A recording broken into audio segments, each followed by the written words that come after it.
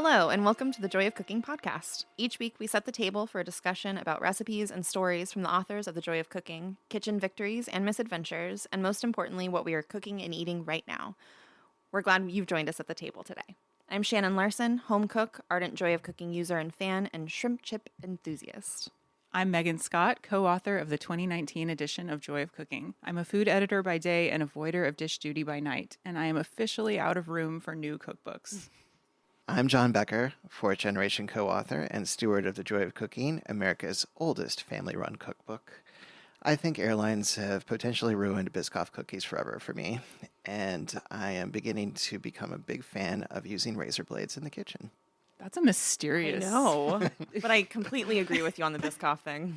Yeah, we were talking about this yesterday, and I used to love them so much, Can't do and it. now I'm like, oh, it just makes me think of sadness and delays and Being cramped and, uncomfortable. Yeah, or poor meal substitute. Yeah. Yeah. Oh my God. Just give me a bag of pretzels. Yeah. I'll be happier. Yeah. I miss peanuts, to be honest. The razor blade thing, they're useful for things like scoring skin to get it nice and crispy and to get it to render and stuff. But yeah, we cleaned the oven the other day, and of course, the window of the oven Oh man, it was so on bad. on the door. So hard to scrub that stuff off. Gonna be afraid of like scratching it or whatever. I had a eureka moment and went to the garage and came back with one of those scrapers for painting, and oh boy, that was really, really satisfying. Oh, nice. Yeah, It just came everything off came right off. like butter. Oh, I wish you took like before and after Yeah. photos. Yeah, not during. During it looks pretty nasty. PSA, clean your oven more often than once a year. Especially if you cook It's a lot. really bad. Yeah. Well, Shannon, so this week we had our first reports of someone listening to the podcast who we do not know. Yeah. Could you explain? It was really exciting. It was my neighbor, Ben. He messaged me and he's like, my dad listens to your podcast. He's in Arizona. But it was fun. He's like, it was weird. He was just talking and then he's like, this is my neighbor. So it was great. It was really exciting. So awesome. Yeah. Yay. Yay. We've broken out of the inner friends and family circle, which is very exciting. It was very cute. It's a scary new world. Yeah, it's exciting, a little scary. Yeah, exactly. Have you made anything delicious this week, Shannon? Yes. And I was like, I can't talk to you guys about it before the podcast recording. John made the eggplant parm from the most recent edition. It was in honor of my late grandmother. It was her favorite dish, and he followed the recipe exactly. I was very proud. It was so freaking good. It was the best eggplant parm we've ever made, and now we have a bunch of it. It was only me and my husband, so we each had a piece, and then I cut it up and put it on parchment paper in the freezer, and now we have like a bag of eggplant parm for whenever we get the urge to eat eggplant parm. Was a Pro move. Yeah. Yeah. No, it was fantastic. I highly recommend it if you like eggplant parm. Good. Yay. What Yay. did you like about it? I think that it was eggplant forward. It didn't like get masked by a bunch of the other stuff. Yeah. Oh, and the tomato sauce was really oniony, which was good. It like balanced well overall.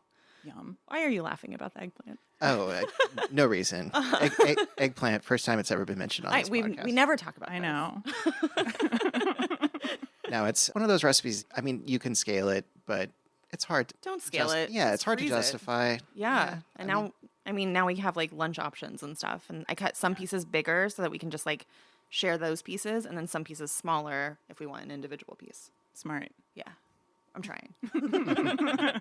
What about you guys? What have you cooked the past week? It's Chex Mix season, so Megan definitely did, two batches? Mm-hmm. 2 different batches of Chex Mix with different fun things in them. Yeah, like Cheez-Its and Oh, yum. pretzel, those twisty pretzels? yeah. Yeah. They were like pickle Flavored. Really? Yeah. I liked when I was watching your cats and I just sat on the couch and ate some of your Chex Mix out of the bag. Did Lola try to steal? No, she was Chex Mix being from a you? very good girl. Aw. Yeah. I did end up going to Uwajimaya with my father, Ethan, who was in town briefly. And Can you explain what uwajimaya is? sorry. Uwajimaya is way across town in Beaverton. It is a large Japanese, primarily Japanese supermarket. They have a really great produce section, and picked up some, like a kind of impulse bought a bunch of young ginger, made a batch of pickled ginger. I cut back on the sugar that we call for in our recipe, and it ended up being really good. And I also made another type of pickled ginger called Beni Shoga, and ended up using some of the this byproduct of the umeboshi.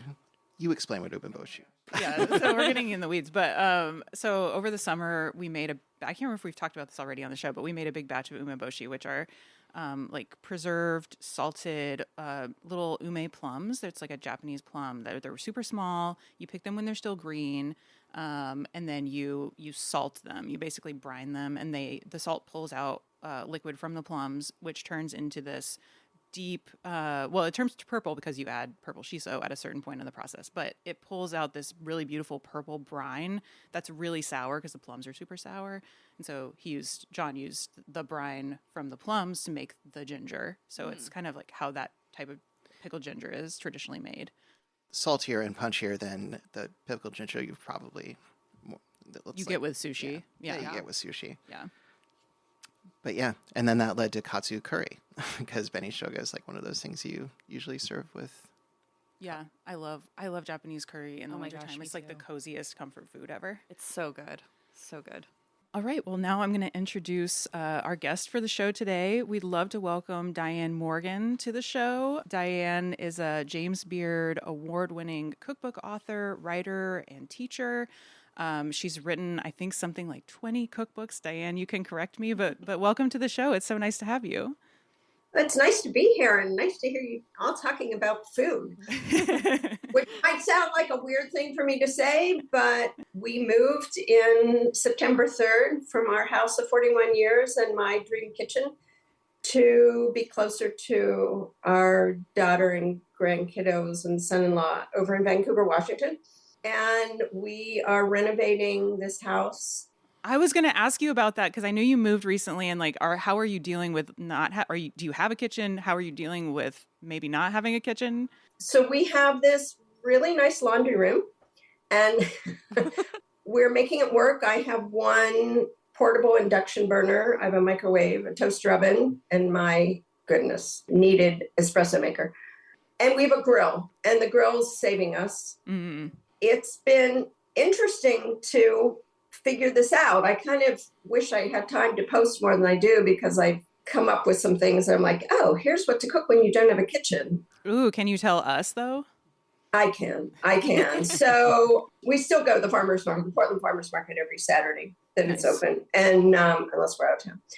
And I really don't like to miss the seasonal things. And right now there's kalettes in the market. I figured out that for two people, I can roast in my toaster oven a small sheet pan of kalettes and do the exact same thing that I would do in my bigger oven. And I'm like, oh, okay, that works.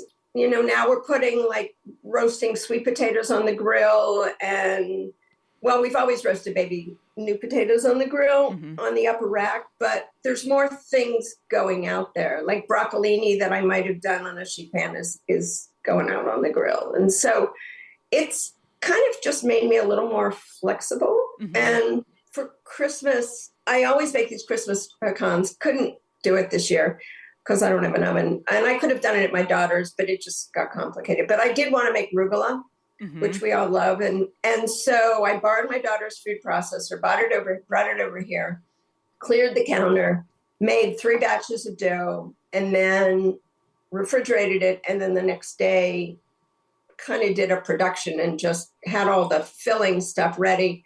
And I just rolled out, actually it was 109 as it turned out. Oh, wow. Oh my gosh. We did move our freezer. So I have the freezer in the garage and it worked really well. And I was like, okay, it's production. Yeah. It's just like a different way of working. You kind of have to restructure your brain and your habits. And you do. And actually what's funny is I need absolutely no cookware, but most of my stuff's in storage, but I packed this large 3-ply copper brazier and this other all-clad brazier that has like that black exterior. And neither of them work on my induction burner. Oh, bummer. So I forced myself to buy a Meeson 7-quart enamel cast iron pot, which is great. Would you say is that like your workhorse pot? Is that something you use all the time? Yeah. Yeah. Well, now, I mean, with the induction and my new range, when it comes, will have 3 gas burners and 2 induction burners. And so I've gotten way better with induction, and I'm actually loving it. Yeah. I've been wondering about induction because we have a gas stove and we've kind of been thinking about getting an induction, but I just moved into a house. I had a gas stove, and now we just bought a house this summer and have an induction oven now. And it's taking me a little time to get used to, honestly, especially going from gas. But yeah. Diane, do you have any like recommendations on how you're using yours? Well, the thing is that like when you turn it off, it's off. And so like last night, my daughter thought we should put together a Hanukkah dinner. So we've celebrated both Christmas and Hanukkah, and she was making challah. And I said I wanted to make Lucky's. And so I did keep out it's actually my grandmother's cast iron skillet. It's a 10-inch, literally from probably the early 1900s. Wow. I took it over to Molly's, and she has a Wolf induction range, and it was brilliant for doing the Lucky's. Like there wasn't really any splatter. It was, oh, wow. I know, because I like had it at this set temperature. It was cooking perfectly. And it was even heat across the pan. I was like, okay, this is great. But like I can simmer soups and know that when I turn it down, it's like just staying at that simmer. Whereas gas, as much as I love gas, there's just a tiny bit more variability that you kind of have to watch it a little bit more. It's like my slow introduction to, getting my range that will come eventually. Well, I hope it comes soon, and I hope your kitchen remodel is going well. We're going to move into our tasting segment, and then we will progress and ask you more questions, Diane. So this week's topic is main dishes for a crowd. And John and I did not feel like cooking anything for the podcast today, so we used that as an excuse to go buy some fancy cheese, which is kind of also something we do when we have crowds over at our house. No, I came up with an ingenious excuse for doing this, and that is to encourage our listeners to, if they're feeling like a little overwhelmed, that you don't necessarily have to dirty every pot in the house in order to entertain, and a good cheese plate can go a long way. It's not a main course, but anyways, that's our excuse for buying fancy cheese. You can buy things. Yeah, you can supplement things you make with things that you buy. And so we got 4 cheeses, and I'll quickly talk through them. So the first one we should probably taste is the Challerhocker, which I just tried for the first time yesterday. It's a raw cow's milk Alpine cheese. It has a really dense fudgy texture, and it's very savory. It's like very umami, and kind of has a little bit of like oniony-ness, but not pronounced. It's really good. This is Isle of Mull cheddar, which is a super interesting cheese. I don't know if you watched Succession, but it was Peter's special cheese in Succession. And it is a very special cheese. It's a Scottish cheddar. The cows are grass-fed, but they're also fed fermented grains from a nearby Scotch distillery. Oh. And the cheese does have like a booziness to it that a cheddar normally doesn't have. It's very good. And then this one, what is this one called? It's called Roux Ardoise, a pasteurized goat bloomy cheese with like a ashed rind. And it's in a wheel shape, so it doesn't have a center. It's like a donut. And that helps it ripen evenly from the inside out. So it doesn't have like any chalky center like those cheeses can sometimes have. And then finally, this is called Shakerag Blue, which is blue from Tennessee. It's wrapped in whiskey-soaked fig leaves. So this one's also a little boozy, also very good. I don't like cheese at all. No, you obviously don't like cheese. But yeah, we should start with the Challerhocker. I'm so excited for this. Where did you get all of this? What color is the Challerhocker? It's like a off-white color. It's like a we can turn the camera around. It's this one. Okay. So it's an Alpine, sort of in the Comté General Comte family. Where did you get all of this? Cowbell. Oh, okay. Cowbell Fine Cheese, inner southeast Portland. Very, very wonderful shop. Oh my gosh, that's so good. Yeah, it's like nutty. Mm-hmm. A little bit of that onioniness coming through. Good amount of salt. Mm-hmm. I love everything about an Alpine cheese. I love everything about cheese. Me too. The folks at Cowbell were very helpful, as they always are, in helping us choose. Yeah, they let you taste everything, and they're very accommodating and very nice. Very enabling. Yeah, very enabling. And I've heard it said that you know, not everyone feels this way, but some people feel you should never serve a cheese plate at a dinner when you're having people over because people fill up on cheese. I do not see the problem. I do not see a problem with that either. Yes. If I go over to your house and there's a cheese plate, I'm happy. I don't know. Okay, Isle of Mull, Peter's special cheese. I really need to watch that show. I think you would like it. But it's a bit of a funky, like it's a cheddar, but it's a bit funky because of the fermented grain. Oh, I love it. Oh, it comes after. Mm-hmm. Mm-hmm. That's great. Diane, have you had that one, Isle of Mull? I have. I have.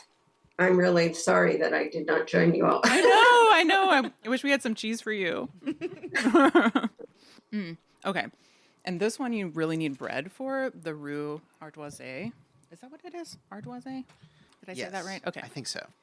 This is an interesting cheese, and I've never seen it before, and I was unable to find basically anything about it online because I was doing a little research on the cheeses, and I don't know if it's a newer cheese or there's just not that much about it, but it's beautiful. It's got that nice ash rind. Yeah, and this is definitely super ripe. Yeah, at a supermarket, this would definitely be discounted, which is funny to me because it's when it's perfect. It's so This creamy. is the one with the donut center. Mm-hmm. Yeah. I've not seen this cheese. Yeah, I had never seen it before. It's a goat bloomy cheese. It's fantastic. It's got that beautiful super white paste. But it looks kind of goth on the outside. It does which look I goth. I love Yeah. it. Yeah. Our producer's cheese.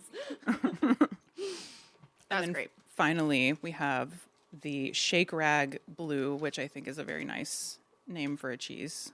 Shakerag. Shakerag. And this is Tennessee. Tennessee. Wrapped in fig leaves. Mm-hmm. There's a lot of really solid domestic artisan cheeses in the U.S. I feel like the U.S. gets a bad rap for not having good cheese, but there is so much good cheese It was here. like my favorite thing about going to Vermont was going Mm-hmm. and eating the cheese there. I mean, and it's beautiful, but oh my gosh, so good. That's really delicious. That's fantastic. I also John gave me a puzzle for Christmas. It was like a map of France with cheeses all over it. Depending, like each region has many cheeses, but the cheese was like put on, superimposed over the region where it's from. I love that. I just finished it the other day, and so cheese is definitely on my brain. Cheese is always on your brain, though. I know. You worked in cheese. That was delicious. Yes, thank you. Thank you to us for bringing this delicious cheese. And Diane, I wish we could have shared some with you, but now we're going to move into our interview segment where we just ask you questions. And my first question for you, you're such a prolific cookbook author. How did you get started cooking and writing for a living? Because you graduated with a mathematics degree, right? Right, from Reed. Yep. So the Cliff Notes version of this is that after my sophomore year at Reed, I did a summer project, and so did my then boyfriend, husband of forever, at a restaurant, a very boutique restaurant in Port Townsend, Washington. The chef owner was a friend of James Beard, and same generation. And he was a professor of theater set design at University of Washington, and food was his second love. And they bought this farmhouse in Port Townsend and decided to do weekend entertaining dinner parties as a kind of almost like the original pop-up restaurant. It just kind of grew from that to where they would have, in the summers, they had fixed price, fixed menu dinners 4 nights a week. And in the off season, it was 3. They had Friday night, Saturday night, 2 seatings, and Sunday they had a sort of a lunchtime seating. And we heard about it, went there and ate. And, in that way you are when you're like 2021, you're like, God, we ought to get a job there. This looks like really a lot of fun. And we ended up getting jobs there because he was originally from Pittsburgh, which is where I grew up. Oh, nice. And honestly, he hired us because he wanted to figure out what Pittsburgh was like 50 years later. We were his kitchen helpers, and he was so intellectual about cooking, and he just kept feeding me cookbooks to like, oh, take this home, on your off days and read it. And that's what I was doing. And I was just like, oh my God, this is fascinating. We'd have these great conversations, and it spurred this interest. And so I ended up working there 3 summers when I graduated from Reed, and I was moving to Chicago to be with Greg because he was in graduate school. John Conway said to me, oh, you ought to reach out to this person who was at the Chicago Tribune. And she said to me, oh, no, you need to talk to Alma Locke, who was food editor for 20 years at the Chicago Sun-Times. And I met Alma, and she's like, oh, I need you to be my assistant at my cooking school, because she had retired from food writing. And I became her assistant for 5 years. And she was my second mentor. And as much as John Conway was this kind of looser and just very sort of spur of the moment, collaborative, like, let's try this and let's see what this tastes like. Alma was she was trained from the Cordon Bleu. She and Julia Child were of the same era. Mm-hmm. And she wrote this cookbook called The Hows and Whys of French Cooking, which was published by the University of Chicago Press. And so it didn't get the play, but it's a brilliant book. When you were kind of getting into this world, which approach resonated most with you? Like, were you more were you drawn to like a more experimental side, or the more, classical French side of things? It was kind of a weird mentorship because I loved both. It kind of gave me a window into both.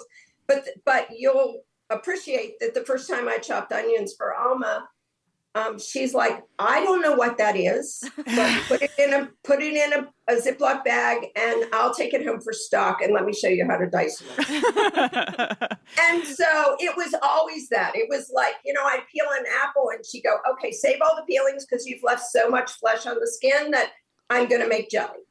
And I always accepted it she wasn't like nasty about it. Mm-hmm. It was this learning, like, I'm trying to show you that there's the right way to do things. And so, whereas John Conway would have maybe not cared that onions weren't perfectly diced, if he was making a Hungarian goulash, it really wouldn't have mattered. Mm-hmm. Whereas for Alma, if she's making, a mirepoix, it mattered to her. Mm-hmm. And so it was just seeing both worlds of that was great. So I ended up being her assistant for 5 years. And while I was doing that, because it wasn't full time, I became this chef for this executive dining room doing lunches. And it was best job ever because it was funny, you were talking about eggplant parmesan. The owner of the company who I was making, so they had meetings. They had like executive meetings almost every day at lunch. And this was his thing. He wanted like these catered lunches. And so I would come in and I'd cook always for 12 people, but not always 12 people were there. They didn't want the leftovers. So I would take home the leftovers, and that's how we ate, because Greg was in graduate school, he was, and so we were poor. So it was great. And I don't know if you'll remember this book, but there was an author named Perla Myers who wrote this book called Market to Kitchen. Mm-hmm. And she had this big tome. I mean, it was, I don't know, like 400 recipes. And I loved her style. I loved her flavors. And I basically worked my way through that book, and I was just make things, and it was just great. It was a great way for me to just try tons and tons of recipes. And they had no idea that I was like, I'd never made that before. Kind of on the cookbook side of things, if you had to pick, like, let's say 5 cookbooks that you feel influenced your career in food, what would those cookbooks be? Or even 3, however many you want to mention. Okay, that's it on the spot. Okay. Well, absolutely Perla Myers from Market to Kitchen. Absolutely, because I cooked so much out of it. I also, because Alma also, while she was teaching French cooking classes, she also did Chinese. And so I became a huge fan of Barbara Trapp, who did, was it The Fine Art of Chinese Cooking? It's something like that. But Barbara Trapp was this incredibly intellectual cook. She was American, but she knew Mandarin. She had lived in China, and she took it on as this very personal mission to teach real Chinese cooking. And the only downside to her book is that her recipes were so, it was like Julia Chow of how she wrote recipes. So if you were trying to stir fry, I got to the point where I would just have to yellow highlight like the next step. Like, you know, when do you add the garlic, and when do you add the beef, and when do you add the snow peas, and that kind of thing, because there were 5 or 6 sentences between those steps. And once you kind of got the rhythm of it, you didn't need all the like fine details. Right. Was the formatting of the recipes similar to Julia Child's in that it has that column on the left side? Yeah, paragraph style.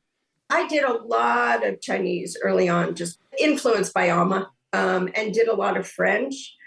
Honestly, probably Julia Child, because that's who you went to for doing the classic dishes. You know, I mean, I was in the era where you were making coquille Saint-Jacques and classic, you know, souffles and things like that. While I learned it from Alma's book, it was kind of nice to have both. Yeah, those are old cookbooks that go back. So I could be pandering and say it was the joy of cooking and I had it on my shelf. No. It was always there for my basics. If you needed to make pancakes, or you needed to make waffles, or you needed to make sauerkraut or something, it was always there for that. But it wasn't because of, I think, the influence of the cooking and my mentors. It wasn't my go-to because I had the French influence of that. And Perla Myers was, I mean, she was very early, what we would now, you know, refer to as Mediterranean cooking. And I want to talk about at least one of your cookbooks. The Roots cookbook comes to mind, obviously, because we're deep in root vegetable season. Yeah. I have a specific question about parsnips, but before I ask that question, do you have a favorite root vegetable that you never get tired of? Oh, that's hard because there's many. Honestly, it would be a toss-up between beets and celery root. Oh, okay. Nice. Celery root because it's in season now, and you buy, you know, it drives me crazy when I see these little tennis ball size celery roots. It's like, you want there's the big so much you have to peel away that it's like you hardly have anything left. Whereas I'm going for the ones that are like the biggest grapefruit size, you know, bigger than grapefruit. Like a pomelo, yeah. Yeah. That's the kind of size you're looking through. In fact, when we were at the farmer's market before Christmas, and I was looking for celery root, I said to the guy, are there any ones bigger? And he pulls out this bag, and I happened to have had on this white puffy coat. And I looked at Craig and I'm like, would you put your hand in the bag? Because I knew I was just going to slime my coat. And so we got a couple of big celery root. What do you like to do with them? Oh my gosh, because you can eat them raw and they cook. Like I love to do a celery root puree. I just found in the freezer, I don't even want to tell you what year it was from, but in my roots book, I did a celery root and pear puree, and it's delicious. And I found a like quart-sized container of it in the freezer. Whoa. I love that it freezes well. It was from before COVID. Oh, nice. I mean, you know, sometimes the freezer delivers treasures that we didn't even know we had. Really depends on what it is. But when you have something that is that thick, like there's no air pockets. Yeah. And I had put a piece of film over the top before I put the lid on, and there was no ice buildup. It's totally great. Yeah, totally fine. And now I want to ask my parsnip question. So I want to know your favorite ways for cooking parsnips, because I like parsnips okay. I don't love them. And we get a bunch of them in our CSA. So I can just roast them, but somehow it just never quite does it for me. Yeah, I feel like when we treat them just like carrots or whatever, I mean, you know, you can do that, but it's not necessarily like speaking to the strengths of the parsnip. They don't have that sweetness, like that sugariness that carrots do, I feel like sometimes. I agree with you. The rule is you don't buy parsnips until after the first frost because they haven't developed the sweetness that they will have. And you don't buy ones where the top end, the stem end is really big because the centerpiece will be really woody. Okay. And so I always look for smaller ones, a little bit bigger than a carrot, but not a lot bigger. Mm-hmm. So if you see ones that are like 3 inches across, don't buy them because they're going to be very woody in the center. I actually love to cut them into like index finger sized pieces along with carrots. And I toss them in olive oil and salt and pepper and fresh thyme and roast them on a sheet pan. Mm-hmm. I love a really good parsnip soup that I garnished with bacon.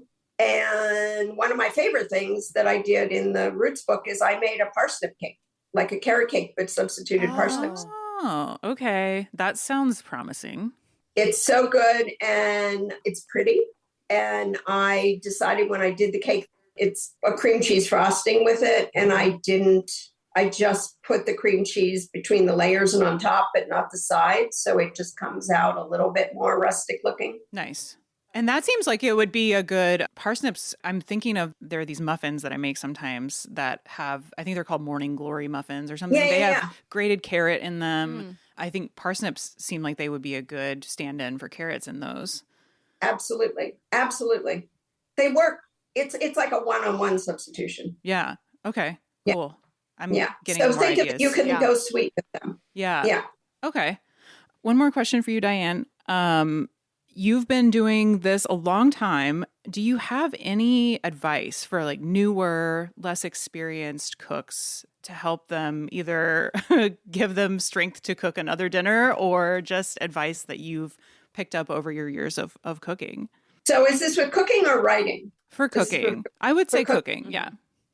I think the rhythm that I've always enjoyed is that we all have what I think are back pocket recipes. We all have these ones that we know we make.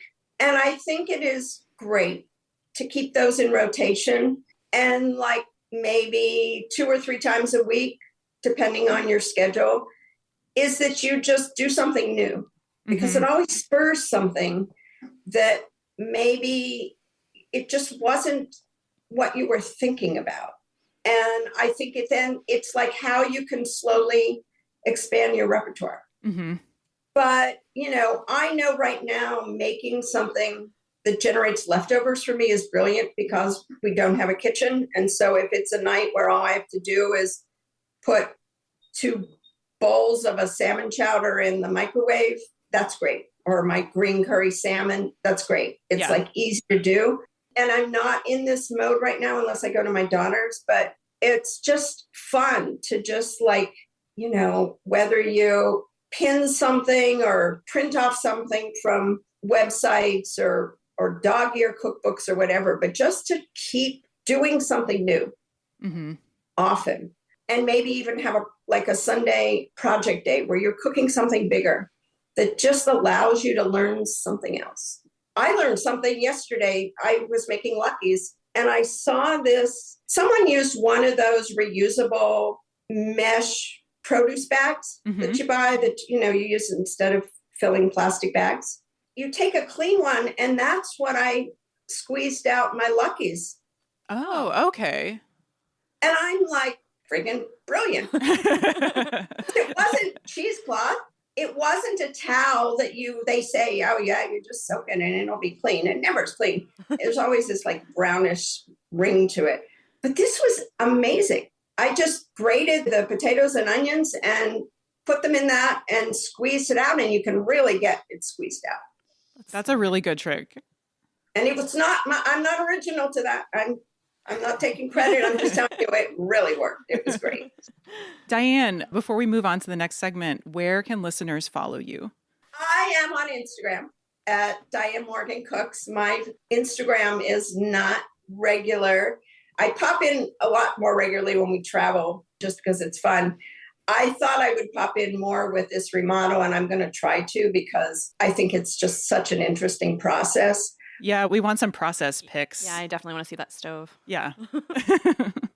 Well, I've ordered a French range last July and it may come until this coming summer. So I will be putting in the 30-inch dual fuel Electrolux that when we bought the house, it had, which honest goodness is a perfectly decent range. And I will have to just put that in place until my bigger one comes. And that's okay. I'm in this stage of adaptability. That's good. Awesome. Well, okay, we're going to move into answering our caller question for this week. We're talking about main dishes for a crowd. Sarah, would you mind reading the clip? I would love to hear your recommendations for straightforward but crowd-pleasing recipes for hosting, specifically main course suggestions. I'm used to cooking for 2, so thought of hosting a group of 6 or more is daunting.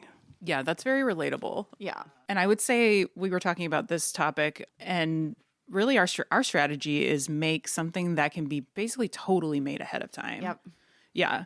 So all you have to do is put some finishing touches on it, or maybe toss a salad or something. I'm in total agreement. For anyone who hyperventilates when they watch the Feast of the Seven Fishes episode of The Bear, I feel like we're all on the same page with this. Like, probably get most of the cooking done ahead of time. Yeah, I mean, it depends on the season as far as like specific dishes go. Braises, something down home, or eat like goulash, or something quote unquote fancy like coq au vin. Those kinds of things are nice. Yeah, I feel like a beef bourguignon, or, if you have vegetarians, you can do a mushroom version of that, which is also delicious. Or something like Posole, like a stew. Yeah, gumbo is especially like a seafood gumbo feels kind of special. We've done that several times. In fact, I have an old roommate to credit for that. He invited several of our professors over to our apartment and made up this, big batch of seafood gumbo out of the Paul Prudhomme version. And everybody was like super impressed and was like, okay, taking notes here. This was all done ahead of time and everybody was super happy. Was that the Paul Prudhomme recipe that comes from that book where the cover is just wild? A cornucopia of meats. Yeah, it's like meats hanging everywhere. Yeah, no, he's like wearing a dress of meats. He is festooned with meats of all sorts. It's a very impressive cover. But yeah, baked pastas is another thing that we have definitely leaned on quite a bit. Lasagna. Yeah, we added a really good recipe for roasted mushroom lasagna, getting back to mushrooms, but also, I think we talked to Anna Heasel about her Sunday gravy lasagna. That's like a showstopper that everybody will be super impressed with. We do chili a lot. Chili is a really fun one because then you can also ask other people, like often people want to bring things to a party. So if you're focused on the main dish, I'd be like, Megan, make your cornbread. Your cornbread is great. So I think that's also something to keep in mind is if you're actually hosting, focus on the main dish, and people want to bring sides. So, well, and also people can bring toppings. Yeah, and that's like kind of the similar appeal for Posole, except maybe people don't get as crazy with toppings with Posole. But that and chili both are kind of like there's a DIY aspect to it. It's not necessarily participatory, but it's customizable. Yeah, Just fun. Yeah, you can set up like a bar and have people build their own bowls. Yeah. I've done that many times. I think that was the last time we had dinner at your house. Was chili. Yeah. I mean, it's nobody goes away unhappy when you have a bowl of chili. And full and full and happy. And also like grandma pizzas or, pizzas that don't require, you to basically tend one of those fancy and finicky pizza ovens for the whole time that you're trying to host people. Yeah. A pan pizza. Yeah. Yeah. We do have a pizza oven, one of the, an uni. And we like it a lot. And it makes great pizzas. And, you cook a pizza in like 5 to 7 minutes or something. So it's great. But it does require you to stand by the oven. Someone has to stand by the oven and do the actual pizza making. So, and we've tried doing the thing where you let people make their own pizzas and put them, but there's like you learn how to do it. There's this kind of skill to it. And so that can be a little chaotic. Yeah. And so now we only do that for like small, like I would say up to 6 people, we would do that. Yeah, if you have somebody to trade off with on like the pizza baking duties, that works out pretty good. And then also you can encourage people to bring their own toppings if, so there, again, like there's kind of a potlucky aspect that you could bring into the equation. Yeah, and we also wanted to talk a little bit about in terms of participatory dining, like we really love doing a hot pot, so like Szechuan hot pot, but only with people who can handle themselves around a little, either an open flame or like you've got hot plate in the center of the table, you can't be throwing stuff in there. You got to tenderly place items into the hot pot. Choose your guests wisely. Yes, choose your guests, know your guests. Now, I feel like there are a few caveats with hot pot. I think that one time we tried to do it with an induction burner, and we didn't really think about like the cooling fan that induction burners have that is required to cool them, which kind of like, I don't know, it's a little distracting. It's hard to, it made noise and we've refined our game since then. But Diane, what do you like to serve main dish wise for a larger gathering? I think it depends on the time of day. I will sometimes in the summer do like a big sort of main course salad where you can, if I think it's a crowd I don't know, I have options for toppings. It might be shrimp or it might be grilled chicken or steak or something where you can kind of just play around with adding things to it in a buffet style. I think I like the whole idea of the chowders and all of that's where there's just a lot of accompaniments. The other is sounds kind of, but especially with kids, is a taco bar. Oh yeah. That's a great idea.